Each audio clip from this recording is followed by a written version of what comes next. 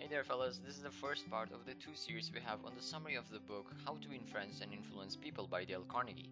For starters, let me just give you a quick interesting fact, and that is, since How to Influence and Influence People was published back in 1936, it has sold over 15 million copies. So, damn, that's a lot of copies. Alright, let's get down to business. The first principle is this: if you want to make a good first impression, smile. It is our actions, not our words, that show others what we think of them.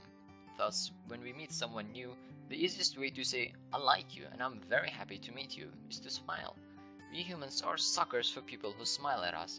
If we meet someone new and see them smile, we tend to automatically like them as well. The smile of a baby, for example, immediately makes us feel warm and fuzzy inside, as does seeing a dog wag his tail like crazy because he's so happy to see us.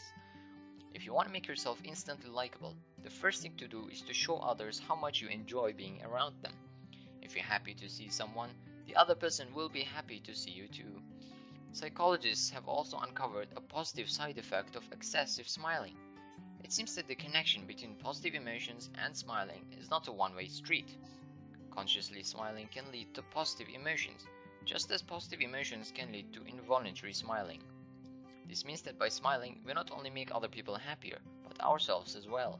Hence, it can be said that while a smile costs nothing, it can bring a lot of joy for everyone involved, don't you think?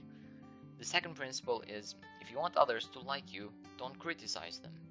Criticizing people and pointing out their mistakes doesn't encourage them to change their behavior, and it certainly doesn't help them learn anything. This is because people are not primarily driven by reason, but rather by emotion. Even when criticism seems warranted, it usually won't have the intended effect. The person you criticize won't really listen to what you're saying because they will feel attacked, and their natural reaction will be to immediately defend their own position by fighting back. So criticizing might seem like a good alternative to blow off your steam, but in the long run it will affect you in a negative way, whereby people will just not like you.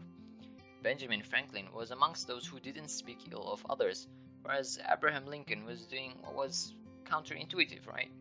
Because I don't know whether you know about it, but he used to publicly criticize his opponents, thereby resulting in a saber duel. But he learned his lesson and stopped criticizing others. Criticizing someone is easy work, but it takes guts and courage to forgive others for their mistakes and shortcomings. I'm sure you must have had an experience similar to this one. Alright, let's move on to the next point, and that is, if you want others to gladly do you favors, show your appreciation frequently. How can you get someone to do you a favor? You must ensure they want to do it. And how is that possible? You must motivate the other person with a simple reward: your sincere appreciation. I don't know about you, but for me, I deeply desire to be appreciated by others. Nah, I'm kidding, I'm sure you do too. Come on, everyone does, right? Who doesn't want to be appreciated by others? But wait, if you do find that mysterious person, just drop me an email and I'll track him down via Sputnik. Okay, enough of the chit chat. We all like being complimented after we've done a good job. It is our desire for approval and praise that pushes us to climb the highest mountains and build successful businesses. So what can we learn from this? Okay, let's look at it this way. Our desire to receive a reward is a much better incentive than someone threatening us for a bad job that we've done. In short, try to show more appreciation and be more appreciative than criticizing as soon as you hear someone open their mouth to talk about something. For instance, try using simple words and phrases like "thank you" or "I'm sorry" towards others, and that's already a nice way to be appreciative, don't you think? Yeah, appreciation must be honest. I know sometimes it's hard to do that because it just comes right out of our mouths without us even thinking or pondering about what we've just said. But just try it a few times and everything should be fine. Here's an awesome tip I want to throw in. To attain this honesty, the right mindset is crucial. Try thinking like Ralph Waldo Emerson, who said that every person I meet is superior to me in certain ways, so there is always something to learn from and appreciate in other people. The fourth point is, if you want to be interesting yourself, be interested in others. We all love a good listener, especially when that person encourages us to speak about ourselves. All humans are naturally interested in themselves, and hence, we're always happy to meet someone who shares this interest. So if you truly want to appear likable and interesting, I suggest you don't talk too much but listen. Ask others about themselves and encourage them to speak as much as they want. The secret ingredient of being interested is to simply be interested in what others have to say. When we say to listen, it means to really listen, as in or all out by giving your full attention. Indicate and show them that you're genuinely interested and that you ain't faking it. If you get distracted too often, then obviously the other person would inevitably know that you're just not interested in what they have to say. Sigmund Freud was famous for his listening skills. He excelled at showing others how very interesting he found everything they said, and in return, they felt completely comfortable talking to him and would reveal even their most private emotions and experiences to him.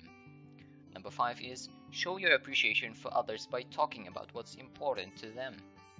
People enjoy talking to good listeners, but even more than this, they enjoy talking to someone who is knowledgeable about the things they're interested in, such as their jobs or their hobbies. Everyone likes to talk about things that are important to them, so naturally they like other people who share their interests. Take Theodore Roosevelt, for example. Whenever he was about to meet someone for the first time, he thoroughly prepared for the meeting by reading everything he could about the other person's interests. He understood that the route to any person's good graces is the ability to talk about the things they value the most. And of course, there's this one topic everybody seems to be interested in, and that is, yes, you guessed it right, themselves. Every person feels they're valuable and interesting, and so there's this rather funny quote by Benjamin Disraeli that says, "Talk to people about themselves and they will listen for hours." Whenever you meet someone, find something you admire about them and tell them about it. Regardless of whom you meet, you can always find something to admire in them. Dale Carnegie, for example, once wanted to brighten the day of a board service employee, so he told him, "I certainly wish I had your head of hair." The easiest way to get into the mindset of appreciating others is to keep in mind the golden rule. Treat others as you would like others to treat you. Okay, so we have come to an end for the first part of the book review, and so don't forget to watch the second part. Thank you so much for watching, and I really hope you found the video helpful, and if you did, please don't forget to like, comment and subscribe for more epic videos like this. Till the next video, I'll see you soon.